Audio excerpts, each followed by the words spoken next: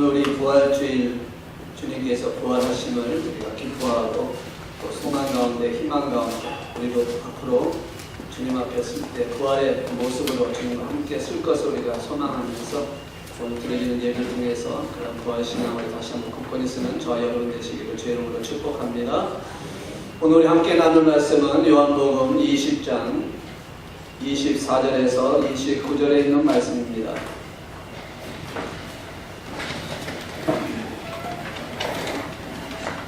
요한복음 20장 24절에서 29절까지 있는 말씀. 이 말씀 함께 봉독하시면서 오늘 이 말씀을 통해 주시는 하나님의 음성을 들을 수 있도록 성령님께서 나를 주장해달라고 우리 속으로 기도하시면서 말씀을 봉독합니다. 시작. 12 제자 중에 하나로서 디두보라 불리는 도마는 예수께서 오셨을 때에 함께 있지 아니하니라. 다른 제자들이 그에게 이르되 우리가 주를 보았노라 하니 도마가 이르되 내가 그의 손에 못자국을 보며 내 손가락을 그 못자국에 넣으며 내 손을 그 옆구리에 넣어보지 않고는 믿지 아니하겠노라 하니라. 여드레를 지나서 제자들이 다시 집안에 있을 때에 도마도 함께 있고 문들이 닫혔는데 예수께서 오사 가운데에 서서 이르시되 너에게 평강이 있을지어다 하시고 도마에게 이르시되 내 손가락을 이리 내밀어 내 손을 두고 내 손을 내밀어 내 옆구리에 넣어보라. 그리하여 믿음 없는 자가 되지 말고 믿는 자가 되라. 도마가 대답하여 이르되 나의 주님이시여 나의 하나님이시니이다. 예수께서 이르시되 너는 나를 본고로 믿느냐? 보지 못하고 믿는 자들은 복되도다 하시니라. 아멘. 일단 기도하겠습니다. 모든 것의 주관자이시며 부활하신 예수 그리스도 안에서 성령의 역사하심을 바라보며 이 시간 주의 말씀 들고 주의 사랑하는 자녀와 함께 나누기 위해서 이렇게 자리에 섰습니다. 성령님 이 시간 이곳에 운행하여 주시옵소서. 그래서 성령 안에 말씀을 증거할 때에 하나가 되게 하여 주시고 하나님의 영광이 나타나게 하시며 부활의 주님을 만나는 시간 되게 하실 뿐만 아니라 온전히 세워질 수 있는 믿음의 사람으로 쓸 수 있도록 오늘도 말씀을 통해서 저희들의 심령을 돌아보게 하시고 회복하게 하시고 강건하게 하시고 성령의 충만한 역사가 일어나게 하여 주시옵소서. 이종은 십자가 뒤에 가려주시고 오늘도 말씀을 증거할 때에 예수 그리스도만이 증거되게 하시며 하나님의 영광만이 나타나는 시간 되도록 역사하여 주시옵소서. 우리 주 예수 그리스도의 이름으로 기도드리옵나이다. 아멘. 할렐루야. 우리 옆에 분과 한번 인사합시다. 주님이 살아나셨습니다. 예수님이 부활하셨습니다. 여러분 믿으세요? 예, 이 믿음이 없다면 우리는 지금 심각한 오류에 빠져 있다라고 볼 수가 있습니다. 이 믿음은 여러분과 저에게 꼭 있어야 할 믿음이고 또 이 고백은 우리가 주님 앞에 서는 날까지 계속되어야 할 고백이라고 말합니다. 어느 교회에 어느 목사님이 이 부활주일날 오후에 예배를 다 마치고 오후에 새로운 신자들을 다시 모으고 그들과 함께 성경 공부를 하면서 이렇게 질문을 했습니다. 미리 오기 전에 요한복음 20장에 있는 말씀 좀 읽고 와라 라고 이렇게 말씀을 했고 그래서 이제 새로운 신자들을 모아서 말씀을 나누면서 이렇게 질문했습니다. 예수님께서 부활하셔서 제일 먼저 한 말이 무엇인지 아십니까? 라고 질문을 했습니다. 그런데 그 새 신자들이 하도 바쁘다 보니까 성경을 읽지 않고 그냥 온 것 같아요. 아무도 대답을 하지 못하고 있는 겁니다. 그런데 그 중에 한 사람이 손을 딱 들더니 이렇게 대답을 합니다. 얘들아 내가 보이냐? 그렇게 얘기를 했다고 합니다. 성경에 있는 말씀을 통해서 보시면 주님께서 제일 먼저 하신 말씀이 뭐였을까요? 오늘 읽으신 말씀 속에 보면 분명히 나오죠. 부활하시고 제자들에게 찾아오셔서 제일 먼저 하신 말씀이 바로 무엇이었습니까? 오늘 읽진 않았지만 우리 앞에 보시면 19절에 이렇게 말씀을 하고 있습니다. 이날 곧 안식고 첫날 저녁 때에 제자들이 유대인들을 두려워하여 모인 것에 문들을 닫았더니 예수께서 오사 가운데 서서 이르시되 자 같이 공독합니다. 시작. 너희에게 평강이 있을지어다. 이 말씀이 제자들에게 하신 첫 번째 말씀이었습니다. 부활하시고 제자들에게 찾아와서 하신 말씀 평강이 있을지어다. 그리고 그 평강을 통해서 그 주신 말씀을 통해서 예수님의 제자들은 예수님을 만나게 됐고 그 예수님을 만남으로 인해서 손에 상처와 옆구리에 상처와 이런 모든 것을 다 보게 되고 그래서 그 부활의 주님을 만났던 사건을 기억합니다. 그런데 오늘 이것인 24절 보시면 12제자 중에 하나로서 디두모라 불리는 도마는 예수께 오실 때 함께 있지 아니했다라고 이렇게 말씀을 하고 있어요. 무슨 이유인지는 모르지만 어쨌든 일인지는 모르지만 어쨌든 도마는 예수님의 다른 제자들과 함께 있지 아니함으로 말미암아 부활하셔서 오신 예수님을 만나지 못했다라는 것을 기록을 하고 있습니다. 자, 이 말씀을 통해서 우리가 한 가지 볼 수 있는 것이 있습니다. 그리고 이 말씀을 통해서 우리에게 주시는 또한 교훈이 있습니다. 왜 도마는 그곳에 없었을까? 그리고 그곳에 없는 도마에게 25절에 있는 말씀 보시면 다른 제자들이 그에게 이르되 우리가 주를 구하노라 하니 도마가 이르되 내가 그의 손에 못자국을 보며 내 손가락을 그 못자국에 넣으며 내 손을 그 옆구리에 넣어보지 않고는 믿지 아니하겠노라 하니라 라고 하는 말씀을 통해서 지금 우리에게 보여주고 있는 한 가지 교훈이 있습니다. 왜 사람들은 예수를 믿지 못할까? 그 자리에 없었기 때문에 믿지 못했을까요? 도마가 지금 믿지 못하는 장면을 보여주면서 세상 사람들이 부활의 주님을 만나지 못하고 부활의 주님을 보지 못했기 때문에 믿지 못하는 것처럼 보여지는 듯한 말을 하고 있습니다. 그러나 사실은 그렇지 않다라는 것이죠. 그래서 여기서 주시는 첫 번째 교훈이 뭐냐면 왜 예수를 믿지 못하는가 합니다. 왜 부활하신 예수님을 믿지 못하는가 하는 거죠. 왜 세상 사람들은 부활을 믿지 못하고 있는 것일까 하는 질문을 우리가 바라보게 됩니다. 그 이유를 분명히 말씀을 하고 있습니다. 도마는 이렇게 대답을 하고 있지 않습니까? 손으로 만져보고 옆구리에 넣어보지 않고는 믿지 아니하겠다라고 말씀을 하고 있다는 것이죠. 그러니까 대부분의 세상 사람들이 믿지 못하는 이유는 이렇게 얘기를 합니다. 내가 보지 못했기 때문에, 내가 만져보지 못했기 때문에 그렇다라고 얘기를 합니다. 그런데 정말 그럴까요? 보지 못했기 때문에 믿지 못하는 것일까요? 도마가 지금 이렇게 고백하고 있는 이 가운데는 세상 사람들을 대표하고는 있지만 그것이 보지 못해서 믿지 못했다는 것이 아니라 다른 이유가 있다는 것을 말씀을 하고 있다는 겁니다. 오늘 우리는 그것을 깨달아야 된다는 것이죠. 오늘 우리가 믿음의 사람으로서 우리는 믿습니다. 여러분 다 예수 그리스도가 부활하신 것을 믿습니다. 그래서 우리에게 별로 상관없는 것처럼 느껴질 수 있는 대목입니다. 그런데 믿지 않는 사람들이 부활하신 주님을 만약에 믿지 못한다고 할 때 여러분 어떻게 그것을 대처하겠냐라는 것입니다. 그냥 무조건 믿으라고요. 오늘 여기서 주시는 말씀을 통해서 우리에게 여러 가지로 말씀하고 있는 교훈을 통해서 부활의 신앙으로서는 저와 여러분 되기를 주 이름으로 축복합니다. 자, 첫 번째로 말씀하고 있는 것이 바로 이것입니다. 왜 부활을 믿지 못하는 것일까? 왜 그들은 주님의 부활을 바라보지 못하고 믿지 못하는 것일까? 사실 이것은 제자들도 역시 똑같은 생각을 갖고 있었던 것을 발견하게 됩니다. 누가복음 24장 11절에 있는 말씀을 통해서 보시면 이렇게 말씀을 하고 있습니다. 사도들은 그들의 말이 허탄한 듯이 들려 믿지 아니하나 라고 말씀을 하고 있다는 것이죠. 마리아가 주일 아침에 새벽 안식 이후 첫날 아침에 예수님이 계시던 무덤가에 갔을 때 주님이 부활하신 것을 발견하게 되고 주님을 만나게 됩니다. 그리고 제자들에게 찾아와서 주님이 부활하셨다라는 얘기를 했을 때에 예수님의 제자되었던 그들도 뭐라고 얘기하냐면 24장 11절에 있는 말씀처럼 그들의 말이 허탄한 듯이 들려 믿지 아니했다. 이상하게 들렸다. 믿지 못하겠다. 그것을 어떻게 말할 수 있느냐. 어떻게 그걸 받을 수 있냐. 그런 생각을 갖고 듣지 않았다. 믿지 않았다라고 말씀을 하고 있습니다. 그 중에 베드로는 수제자였던 베드로는 누가복음 24장 10절에 있는 말씀 보시면 베드로는 일어나 무덤에 달려가서 구부려 들여다보니 세마포만 보이는지라 그된 일을 놀랍게 여기며 집으로 돌아가니라 라고 기록을 하고 있다는 것이죠. 베드로는 지금 그 무덤 안에 들어가서 예수님이 계시지 않은 걸 봤습니다. 세마포만 있는 것을 발견했습니다. 그런데 놀랍게 여겼다, 이상하게 여겼다라는 것입니다. 그냥 이게 어찌된 일일까? 라고 생각하고 집으로 돌아갔다라는 것입니다. 그러니까 실질적으로 부활의 사건을 바라봤음에도 불구하고 믿지 아니했다라는 것을 발견한다라는 것이죠. 물론 예수님을 만난 것은 아닙니다. 그러나 부활의 그 사건을 보았다라는 것이죠. 빈 무덤을 보았고 마리아의 말을 들었고 그렇다면 예수님을 따랐던 제자였다면 그들은 당연히 그것을 믿어야 되지 않았겠냐라는 것이죠. 그런데 그들은 믿지 않았다라고 말씀을 하고 있다는 것입니다. 사실 예수님의 제자들은 그것을 바라봤을 때에 그 사건을 보았을 때에 말을 들었을 때도 예수를 부활하셨다는 것을 믿어야 되는 게 당연한 것이죠.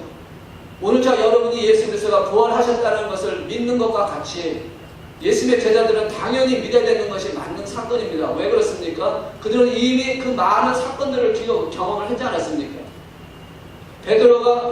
나사로가 죽었다 살아난 사건을 경험했습니다.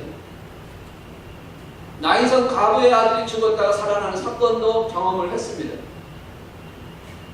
38년 된 병자가 일어나는 사건도 경험을 했습니다. 오병이의 사건을 통해서 5,000명 이상이 되는 사람들이 양식을 먹을 수 있는 그런 기적으로 체험을 했습니다. 폭풍가에서 잠자는 예수님을 깨워서 잠잠케 하는 그 하나님의 능력도 보았습니다. 그들은 예수님이 하셨던 그 모든 사건과 기적을 보았으면 당연히 주님께서 살아나시는 사건도 믿었어야 하는 것이 맞는 것이죠. 여러분, 우리가 꼭 그렇게 어떤 것을 경험해야지만 믿는 것이 아니라는 것입니다. 세상에 있는 사건들 보면 우리가 믿는 그 모든 사건도 꼭 경험을 해서 보았기 때문에, 만져봤기 때문에 믿는 것은 아니라는 것입니다. 세상에 있는 모든 사건 가운데도 우리가 보지 못했고 만져보지 못했지만 우리가 믿는 것이 얼마나 많습니까? 여러분, 고조 할아버지, 고조 할머니 여러분 본 적이 있습니까? 물론 할머니, 할아버지는 본 적이 있겠지만 그 위에 증조, 고조를 한번 생각해 보십시오. 본 적이 있습니까?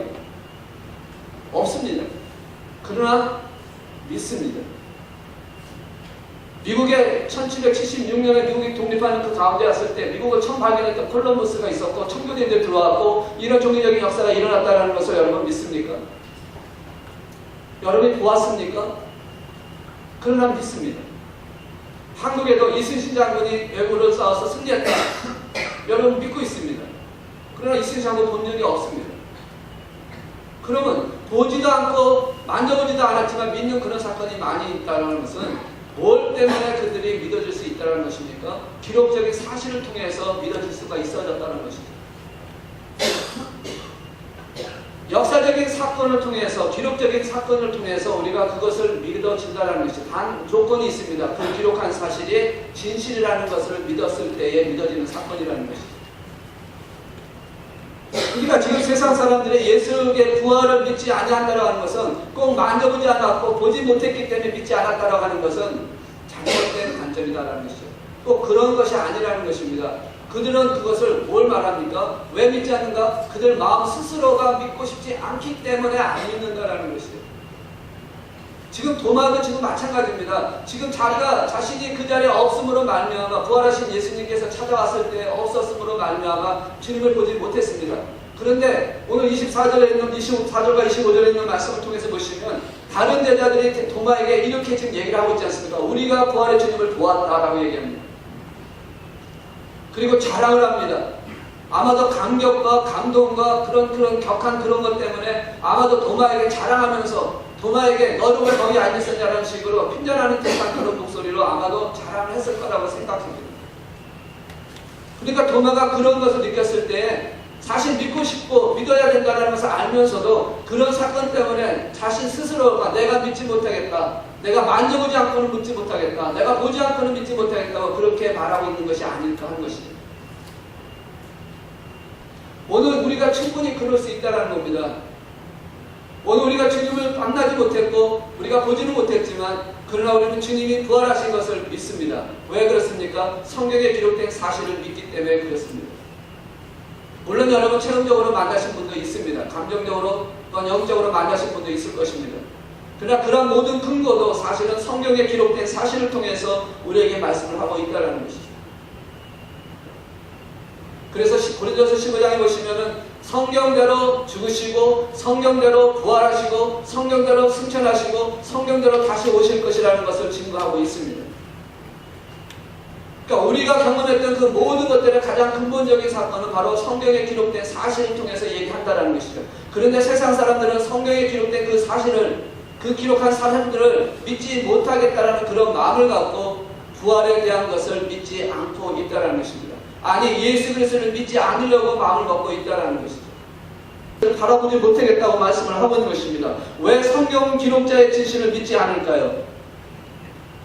그들은 역사적인 기록이라든지 사실적인 어떤 기록을 통해서 이루어지는 사건이 되고 그 사건을 통해서 증거가 되지 않으면 안 된다라고 하는 그런 관점으로 사람들을 그 성경을 보기 때문에 거기에 대한 것을 불신을 할 수밖에 없다는 것입니다. 그래서 성경에 기록된 그 모든 사건은 신화적인 기록의 사건이다 얘기를 합니다.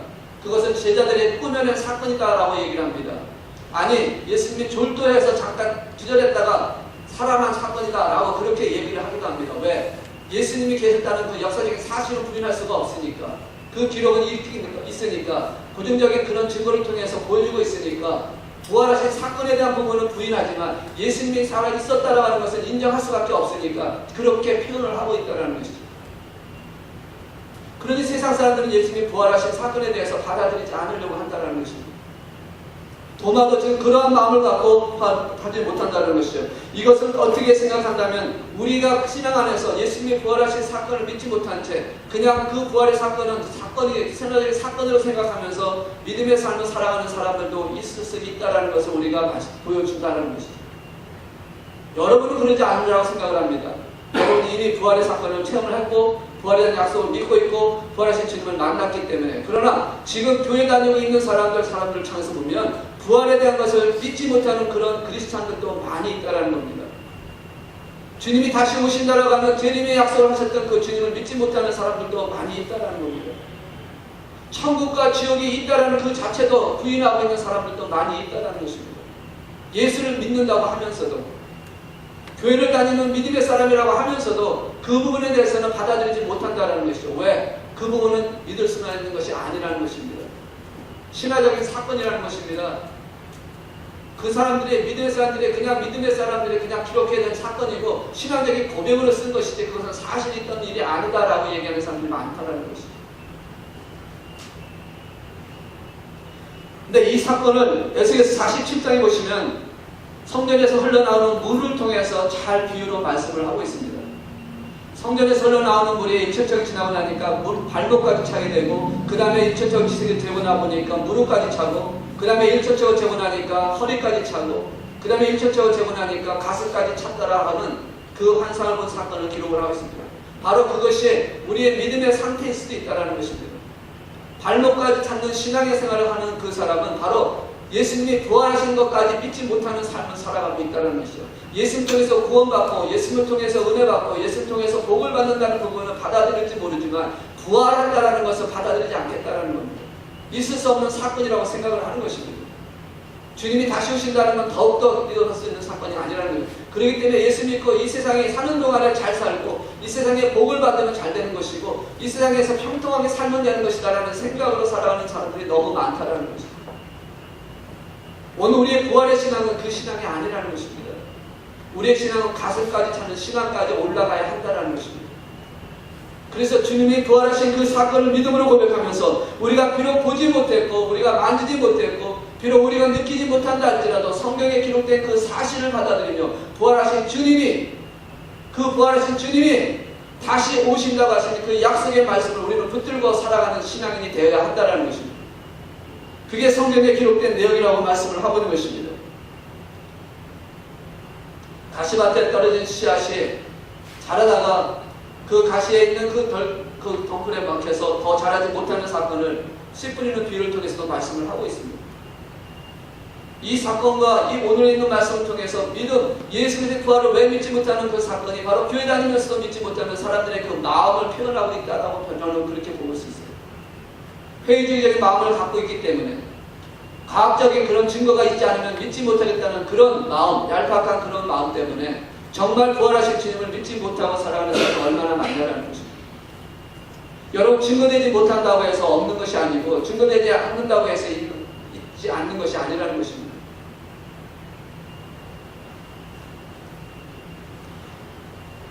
우리를 예배드리는 가운데도 이 부활의 주님을 바라보는 신앙이 되지 않는다면 우리 예배는 감격이 없고 감동이 없고 그 안에 하나님 향한 뜨거운 열정이 사라져버리고 만다라는 것입니다. 오늘 우리 안에 그 부활의 신앙이신 예수 그리스도, 우리의 주님을 만나보는 그 신앙 안에서 세워지는 저와 여러분이 되어야 할 줄로 믿습니다. 이렇게 잘 믿지 못하는 도마에게 찾아오신 예수님께서는 두 번째로 이렇게 우리에게 말씀을 하고 있습니다. 예수님은 그에 대한 대응을 이렇게 말씀합니다. 믿지 않는 자에게 이렇게 반응을 하고 계신다는 것이죠. 오늘 우리가 배워야 할 바로 반응의 자세라는 것입니다. 세상에서 만나는 사람들, 믿지 못하는 사람들 만날 때 우리가 어떻게 그들을 대할 것이냐, 어떻게 우리가 그들을 만나서 어떻게 그들 앞에 복음을 전할 수 있느냐라는 것을 주님은 우리에게 말씀하고 있는데요. 바로 27절에 있는 말씀을 통해서 우리에게 27절에 있는 말씀을 통해서 이렇게 말씀합니다. 도마에게 이르시되 내 손가락을 이리 내밀어 내 손을 보고 내 손을 내밀어 내 옆구리에 넣어보라. 그리하면 믿음 없는 자가 되지 말고 믿는 자가 되라 라고 그렇게 말씀을 하고 있습니다. 도마같이 내가 보지 못하고 만지지 못했기 때문에 믿지 못하니까 나는 내가 보거나 만지면 믿겠다라고 하는 그런 사람에게 사실상 어떨 때는 화가 날 수도 있다는 것이죠. 내가 그렇게 신실하게 얘기를 했음에도 불구하고 믿지 못한다. 내가 보아야지만 믿겠다. 내가 만져봐야 믿겠다라고 하는 생각을 갖게 된다면 여러분 어떤 감정이 생길까요? 나를 못 믿느냐? 내가 이렇게 진실되게 얘기하는데 왜 나를 믿지 못하느냐 하는 그런 것 때문에 화가 날 수도 있고 그 사람과는 상대하고 싶지 않은 마음도 생길 수가 있을 것이에요. 근데 주님은 도마의 그 말을 다 알고 있습니다. 다 들었습니다. 다 알고 계시는 주님께서 도마에게 찾아와서 두 가지로 반응을 하고 있는 것을 발견합니다. 첫째는 평강을 준다라는 것이죠. 샬롬이라고 하는 단어를 쓰고 있다는 겁니다. 26절에 있는 말씀 보시면 예수께서 도마도 함께 있는 그들에게 찾아오셔서 분명히 말씀합니다. 너에게 평강이 있을지어다 라고 제일 먼저 반응을 하십니다. 이것은 다시 말해서 관계를 회복하고자 하시는 주님의 마음을 우리에게 말씀을 하고 있는 것입니다. 평강은 관계를 얘기하는 것입니다. 그 사람과 다시 좋은 관계가 되어지겠다라는 그런 의미를 갖고 있는 것입니다. 8일 만에 다시 찾아와서 도마에게 한 그 말이 바로 평강이라고 말씀하는 것입니다. 불편한 관계는 샬롬이 될 수가 없습니다. 좋은 관계 속에서 샬롬이 되어지는 것입니다. 좋지 않은 그런 관계 속에 있는 사람한테 여러분 어떻게 말합니까? 좋은 말이 나올 수가 없습니다. 혀가 돋친 말이 나올 수가 있고 그리고 감정 상한 말이 나올 수밖에 없다는 것이죠. 그러나 관계가 좋은 사람에게는 좋은 말, 기쁜 말, 행복한 말이 나오게 되는 것이 당연한 것이라고 말씀을 하고 있습니다. 도마는 사실 굉장히 서운했습니다. 주님 앞에 좀 서운했던 것 같아요. 그러니까 다른 제자들이 우리가 주님을 봤다라고 얘기했을 때 나는 만져봐야 된다, 보아야 된다라고 그렇게 얘기했었던 걸 본다면 왜 주님 내가 없을 때 나타나셔서 그렇게 하셨을까 하는 어쩌면 그런 서운한 감정을 갖고 있었지 않았을까라는 생각을 해봅니다. 그러니까 그런 감정이 있는 도마였기 때문에 예수님께서 찾아오셔서 그렇게 말씀하고 계십니다. 평강이 있을지어다라고 말씀을 하고 있다라는 것이죠. 그래서 다시 한번 새롭게 되기를 원하고 계시는 주님의 마음을 우리에게 말씀을 하고 있습니다. 감정이 상하면요 무슨 말을 해도 잘 받아들이지 않는 게 대부분의 사람들의 모습입니다. 우리는 그렇게 얘기를 합니다. 사람들은 자신을 객관적이라고 합니다. 모든 일에 객관적으로 판단하고 객관적으로 행동하고 객관적으로 모든 일을 감당한다 라고 그렇게 얘기들을 참 많이 합니다. 여러분도 그렇습니까? 그런데 사실은 객관적으로 판단하고 감정을 하는 것이 아니라 대부분이 다 주관적인 감정 안에서 이루어지는 사건이라는 것을 성경은 말씀을 하고 있습니다. 자기 기준으로 모든 걸 만들어가고 살아가고 있다는 것을 말씀을 하고 있다는 것이죠. 예를 들면 여러분 사진을 찍었습니다. 그런데 자기가 없는 사진은 앨범에 꽂아놓지 않습니다. 자기가 있는 사진만 먼저 꽂아놓는다는 것이죠. 만약에 우리 교회 사진을 찍었습니다. 전체가 다 찍었습니다. 이제 우리 이따 끝나면 한번 사진 찍을 텐데요. 찍고 났는데 만약에 내가 그날 예배 참석을 못했어요. 그래서 찍히지를 못했습니다. 사진을 찍지 못했습니다. 그런데 전체 사진이 나왔다고 나눠주면 여러분 그 사진을 갖고 있을 겁니까? 아멘. 예, 갖고 계시겠죠. 근데 어떤 분들은 대부분이 그렇다는 거예요. 자기가 포함이 안 돼 있으면요 그 사진을 갖고 있는 데 대해서 불편을 느낀다는 거예요. 다시 말하면 자기 주관적이라는 것입니다. 나의 중심적인 것으로 만들어가고 있다는 것이죠. 대부분의 사람들이 그렇다는 겁니다. 자신들이 객관적이라고 생각하지만 감정적으로 생각할 때가 너무 많다는 것입니다. 왜 사람들이 왜 부활에 대한 것을 믿지 않고 왜 예수를 믿지 않냐고 왜 교회 나가는 걸 원치 않느냐. 사실은 그들의 마음속에 만지 못해서 보지 못해서 느끼지 못해서 보다는 사실은 감정적인 더 앞선다라는 것이죠. 그 예수 믿는 사람을 맞아서 상처받은 적이 있다든지, 예수 믿는 사람들 때문에 손해를 본 적이 있다든지, 또 예수 믿는 사람 때문에 자기가 어떤 불이익을 당했다든지, 그런 어떤 여러 가지 환경 때문에 일어날 때가 참 많다라는 것입니다. 그런 감정이 있기 때문에 보지 못했고 믿지 못했고 만져보지 못했으니까 안 믿는다는 그런 말을 하지만, 사실은 그런 감정이 더 안속에 있다는 것이죠. 자기의 주관적인 감정이 훨씬 더 많다는 것입니다. 예수 믿으면 손해가 볼 것 같고, 예수 믿으면 그런 여러 가지 사건을 통해서 자기가 힘들어질 것 같은 그런 주관적인 관점으로 통해서 보기 때문에 그렇게 예수를 만나지 않으려고 한다는 것을 발견합니다. 제가 그랬었거든요. 저는 어릴 때부터 교회를 다녔습니다. 그러나 예수님을 만나지는 못했었습니다. 부모님이 믿음 안에서 권사님이시고 장로님이셨기 때문에 제가 어렸을 때는 열심히 저를 끌고 다녔습니다. 그런데 예수를 만나면 내 삶이 변화될 것 생각할 때 두려우기도 하고, 그래서 만나고 싶지 않았습니다. 또 예수를 만나고 나면 내가 하지 못할 일이 너무 많기 때문에 만나지 않겠다는 생각을 갖고 있었습니다. 그게 내 주관적인 생각이었기 때문에 그렇죠. 내가 손해볼 거라고 생각을 한 것입니다. 그러나 주님을 만나고 나니까 결코 손해가 아님에도 불구하고 손해는 알 것처럼 생각하는 감정이, 내 주관적인 감정으로 인해서 주님을 부인하고 만나고 싶지 않았던 생각을 갖고 있었다는 것입니다. 세상에 믿지 않으려고 하는 사람들 대부분 보면 그렇다라는 것입니다. 자기의 주관적인 관점으로 부인을 하고 받아들이지 않으려고 한다는 것입니다. 그리고 자기가 알지 못하지만 다른 사람, 아니면 자기가 아는 사람이 어떤 영향을 받았고 어떤 교회를 통해서 피해를 받았다고 한다면 그것을 딱 가슴속에 묻어놓고요, 나도 그렇게 될까봐 그것을 거부하기 시작을 한다는 것입니다. 지금 이 전도를 하다 보면 그런 사람 참 많이 만납니다. 내가 교회에서 상처를 받아서 이제는 더 이상 교회 나가고 싶지 않다. 예수를 믿어봤자 아무런 소용이 없다라고 그렇게 고백을 하는 사람들 참 많다라는 것이죠. 주관적인 감정 안에서 그렇게 결정을 내립니다. 그래서 주님께서는 그 관계를 회복하시기 위해서 평강하라고 하는 그 말씀을, 먼저 관계를 회복하시기 위해서 도마에게 찾아왔다라는 것을 우리에게 말씀을 하고 있는 것입니다. 그리스도인에게서 여러 가지 어떤 문제가 생기면 담을 쌓고 관계가 끊어지기 때문에 그 관계를 회복하는 것이 우선 먼저 되어야 한다는 것입니다. 그래서 여러분 전도하고자 할 때에, 복음을 전하고자 할 때 그 사람과 먼저 관계가 회복되는 역사를 먼저 만드셔야 한다는 겁니다. 그렇지 않고서는 복음을 전하기가 힘들다는 것입니다. 거부하고 있는 그 자들에게 복음을 전할 때 그것은 담을 쌓기 때문에 전가가 안 된다는 것입니다.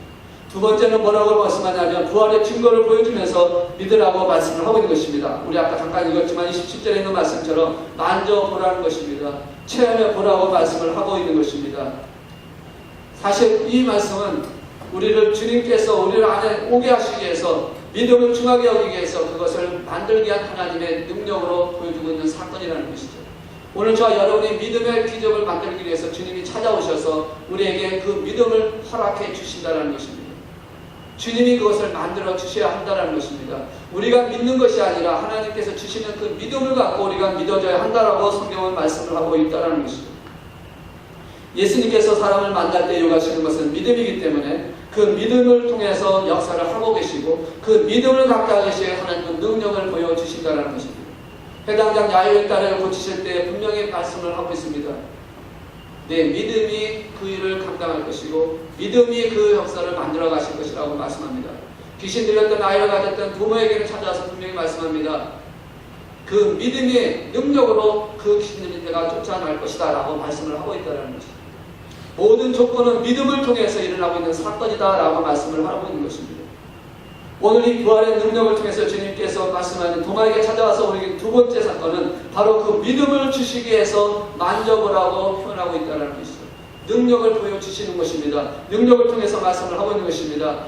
그래서 이때에 바로 믿음 없는 이것을 다시 한번 회복시키시는 하나님의 능력을 통해서 부활의 주님을 만나게 하시고 부활의 주님을 믿게 하셨다라고 말씀을 하고 있는 것입니다. 믿음 없이는 하나님을 기쁘시게 할 수 없다라고 분명히 말씀을 하고 있습니다. 그 믿음을 우리가 갖는 것이 아니라 주님이 주셔야 하는 것입니다. 믿음은 하나님께서 우리에게 주셔야만 그 믿음이 생겨진다라고 말씀을 하고 있는 것입니다. 믿음 따라 하지 않는 모든 것들이 죄가 되고 믿음 따라 하지 않는 모든 것들이 하나님 앞에 적이 되기 때문에 그 믿음을 우리가 가져야 되는데 그 믿음은 하나님이 자에게만 주신다라는 것이에요. 모두에게 주시는 것은 아니라고 말씀을 하고 있는 것입니다. 그래서 마지막에 주님께서 이 땅에 다시 오실 때에 분명히 찾으시는, 저와 여러분에게 찾으실 것은 무엇이냐면 믿음을 찾으신다라는 것입니다. 누가복음 18장에 말씀을 하고 있죠. 인자가 올 때에 세상에서 믿음을 보겠느냐.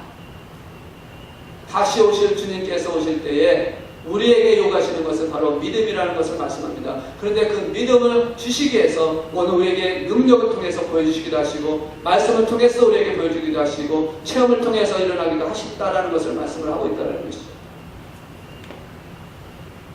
여러분, 성경에 일어나는 그 모든 사건들, 사람들이 믿지 않는 것은 증거가 없어서가 아니라 믿지 않으려고 하는 그 태도 때문에 일어나는 사건이다라는 것을 분명히 아셔야 한다는 것이죠. 그래서 그것을 보여줄 수 있는 믿음의 능력을 우리가 가져야 한다라고 말씀을 하고 있는 것입니다. 여러분, 부활이 결코 신화적인 사건이 아니고 빈 무덤에 찾아가서 그 잘못 봤기 때문에 되어진 사건이 아니고 환상을 본 사건이 아니고 제자들이 예수님을 훔쳐서 감춰먹고 부활했다고 하는 그런 사건들이 아니라 정말 부활의 사건은 일어난 사건이고, 그것은 온 세상을 새롭게 바꿀 수 있는 놀라운 변화 역사라는 부활의 사건이라는 것을 우리는 믿어야 한다는 것입니다. 성경은 그에 대한 분명히 반증을 하고 있습니다. 빈 무덤 설이요? 아니요, 그렇지 않습니다. 분명히 그 무덤에 예수님을 묻혔을 때 어디에 묻혔는지 제자들이 이미 먼저 묻힐 때 다 따라가서 보았던 자리입니다. 그런데 그것을 빈 무덤이라고 잘못 찾아갈 수가 있을까요? 아니라는 것이죠. 어떠한 조건을 갖고 어떠한 것을 방증한다 할지라도 성경은 그에 대한 분명한 말씀을 하고 있는 것입니다. 기절했다고요? 아니요, 기절한 것이 아닙니다. 분명히 갇혔고, 그리고 인복을 해서 돌로 가르고, 그리고 병사들이 지켰던 자리가 있습니다. 그런데 기절해서 도망갔다고요? 아니라는 것입니다. 우리가 성경에 있는 말씀을 통해서 분명히 이 사건은 역사적인 사건이라고 말씀을 하고 있고, 이 사건을 통해서 우리에게 분명히 말씀을 하고 있는 것입니다. 바로 부활의 신앙이 되지 않으면 안 된다라는 것입니다. 오늘 우리가 부활의 신앙으로 주님을 만날 수 있어야 우리의 마지막 삶까지, 주님 앞에 서는 그날까지 승리하는 삶을 살아가는 저와 여러분이 될 줄로 믿습니다. 예수님이 부활하신 이 사건을 믿음으로 말미암아 제자들의 변화가 일어나기 시작하고, 그 다음에 예수님의 제자들, 예수님의 가족도 변화가 일어난 사건을 통해서, 특별히 유대인들이 변화되는 사건을 통해서 우리에게 부활의 사건이 진실이라고, 그것이 사실이라고 말씀을 하고 있는 것처럼, 오늘 우리가 부활의 사실을, 그 확신을 받아들일 때 우리의 삶에도 변화가 일어날 것이고 하나님의 능력의 역사가 나타날 것이고 우리에게 새롭게 되는 역사가 나타날 줄로 믿습니다. 이 부활의 신앙으로 다시 한번 회복되는 저와 여러분 되시기를 주의 이름으로 축복합니다. 그렇다면 이 부활을 믿는 자에게 주시는 축복은 무엇일까요? 세 번째로 우리에게 주십니다. 29절에 있는 말씀을 통해서 이렇게 말씀합니다. 예수께서 이르시되 너는 나를 본고로 믿느냐? 보지 못하고 믿는 자는 복되도다 하시니라. 보지 못하고 믿는 자들은 복되도다 하시더라. 이 복 무엇을 말씀하는 것일까? 어떤 복을 우리에게 주시고자 하시는 것일까?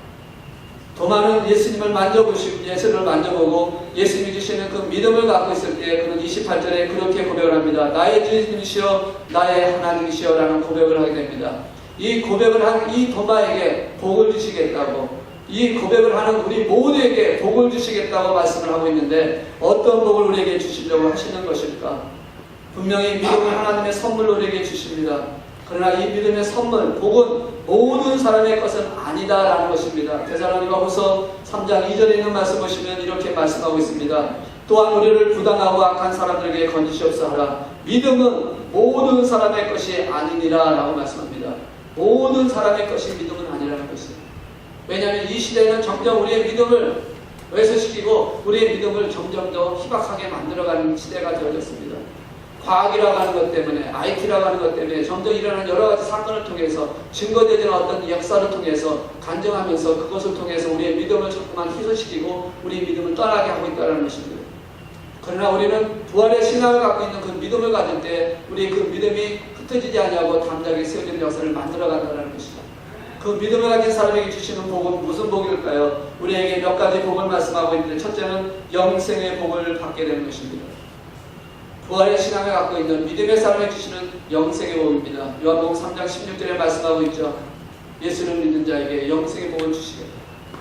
부활의 신앙을 갖고 있는 자에게, 믿음으로 살고 살아가는 자에게 영생의 복을 주신다고 말씀을 하고 있습니다. 또한 요한복음 1장 11절에 있는 말씀을 통해서 하나님의 자녀가 되는 복을 주신다고 말씀합니다. 믿음으로 부활의 신앙을 가진 자에게 주시는 하나님의 자녀가 되는 복을 주신다라고 말씀합니다. 또한 마가복음 21장 22절에 있는 말씀을 통해서 기도의 응답을 받는다라고 말씀하고 있습니다. 하나님께 구하는 기도의 응답이 이루어진다는 것입니다. 부활의 신앙을 갖고 있는 그 믿음을 갖고 기도하는 그 모든 기도에는 하나님의 역사를 하신다는 겁니다. 마가복음 4장 23절에 있는 말씀을 통해서는 불가능을 가능케 하시는 역사를 만드신다는 것이죠. 믿는 자에게는 능치 못함이 없다고 하시는 그 말씀을 통해서 불가능을 가능케 하는 사람에게, 믿음을 가진 자에게 복을 주신다라고 말씀을 하고 있다는 것입니다. 또한 세상을 이기는 그런 복을 주신다고 말씀합니다. 요한일서 5장 14절에 있는 말씀처럼 이 세상을 이기는 복을 주시겠다. 부활의 신앙을 갖고 있는 자에게는 그런 믿음의 복을 주시겠다고 말씀합니다. 또한 히브리서 11장 6절에 있는 말씀을 통해서 하나님을 기쁘시게 하는 그 복을 주시겠다라고 말씀합니다. 믿음을 갖고 있는 자, 부활의 신앙을 갖고 있는 자에게 하나님을 기쁘시게 하는 그 복을 주시겠다고 말씀합니다. 그리고 베드로전서 1장 5절에 있는 말씀을 통해서 보시면 하나님의 보호를 받게 하시겠다라고 말씀합니다.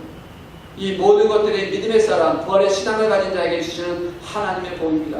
물론 성경에 더 많은 것을 얘기를 하고 있습니다. 하나님은 우리에게, 믿음의 사람에게 복을 주시기를 원하고 계신다는 것이죠. 이런 복을 받은 도마는 어떻게 살았습니까? 바로 그의 삶 전체를 주님께 맡기고 복음을 전하는 일에 최선을 다해서 다녔고, 결국은 그가 그 복음을 전하기 위해서 다니다 순교의 삶으로 그의 생을 끝나게 되는 장면을 우리가 알고 있습니다. 도마는 무엇보다도 하나님의 나라를 위해서, 그리고 하나님의 영광을 위해서 살아갔다라는 것을 우리에게 말씀합니다. 오늘 우리가 부활의 신앙을 갖게 되면 우리도 이런 삶을 살게 되고 예수 그리스도의 부활을 믿고 천국을 바라보며 사는 사람들이 될 것입니다.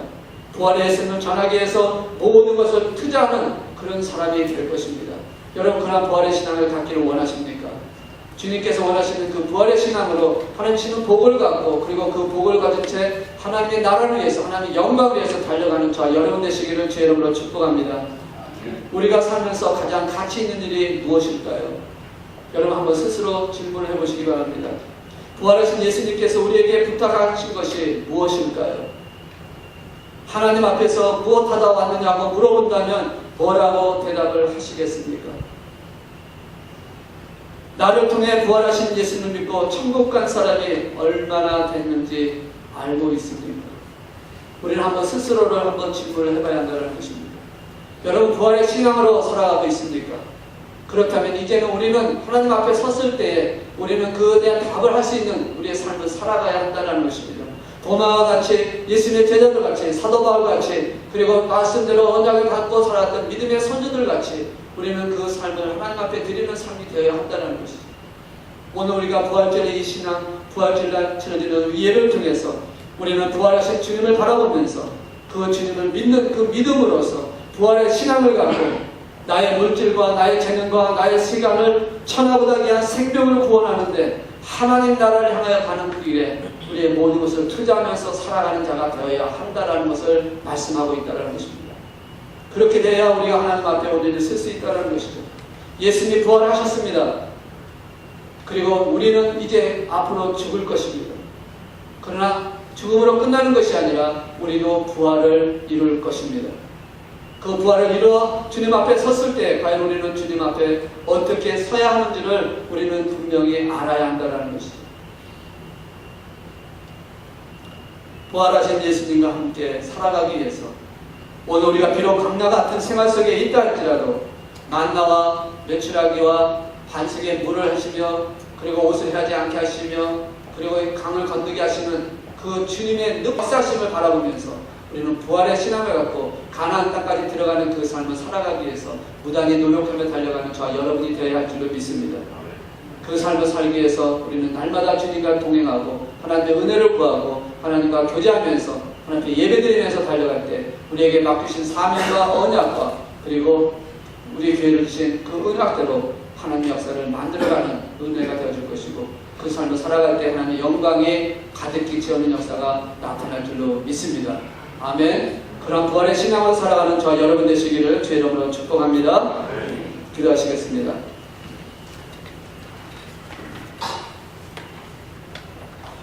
사랑의 주님, 감사드립니다. 믿음이 없어져가는 이 시대에 부활과 재림에 대한 소망을 잃어버려가는 이 시대에 오늘 우리 많은 교회 살아가는 성도님들 부활의 신앙으로 회복되게 하여 주시고 지금까지 부활의 신앙으로 달려왔지만 더 크게, 더 확신하게, 더 온전하게 부활의 신앙을 갖게 하셔서 주님 앞에 서는 그날까지 맡겨주신 사명 잘 감당하며 믿음으로 세워져가는 저희들에게 축복하여 주시옵소서.